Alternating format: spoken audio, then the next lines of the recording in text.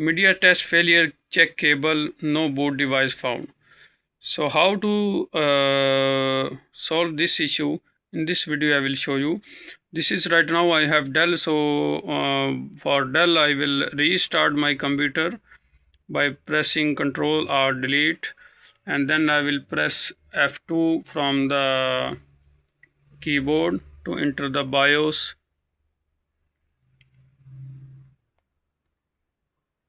Now in the BIOS you will see we are in the main menu of the BIOS. So after that we need to scroll down on the boot sequence. In the boot sequence you will see here you need to make sure that your hard drive is on the number 1 on the top. Right now as you can see it is showing that USB storage device or any other, maybe it can be CD-ROM or diskette drive. So what you need to do, you need to click on internal HDD, just click on the up arrow